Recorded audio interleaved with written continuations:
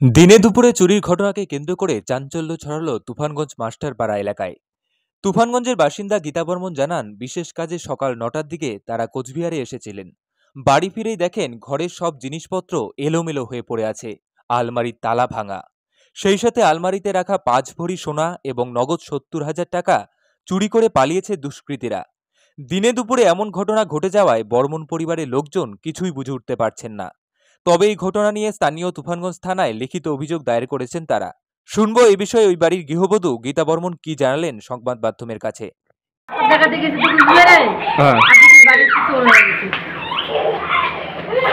কি কি চুরি গেল? আমার সোনা চুরি হয়েছে ৫ ভরি।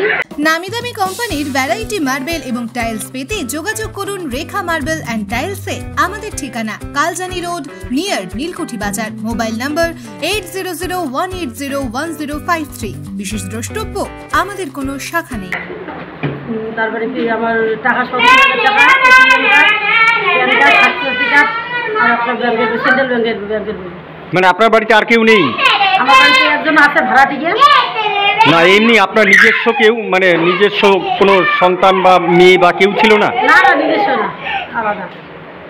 মানে একজন ভাড়াটিয়া ছিল। হ্যাঁ।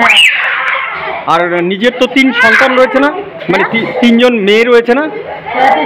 মানে তারা কেউ ছিল না? তারা কেউ ছিল না, শ্বশুর বাড়িতে। আচ্ছা আচ্ছা। কখন আনুমানিক কটা নাগাদ ঘটনা জানতে পারেন? তাও এই ঘটনাটা ১২টার সময় হয়ে গেছে। ১২টা, সাড়ে ১২টার দিকে। আমরা ১০টার সময় ৯টার দিকে বাড়ি থেকে ঘুরেছি, ২:৩০ দিকে যাচ্ছি। এসে দেখেন এই পরিস্থিতি। থানায় অভিযোগ জানিয়েছেন? হ্যাঁ, জানাইছি। কি নাম আপনার? আমার নাম গীতা বর্মন। এই জায়গাটা Masterpara ১ number ward. Bureau news, ABN 24x7। সঙ্গে থাকবেন।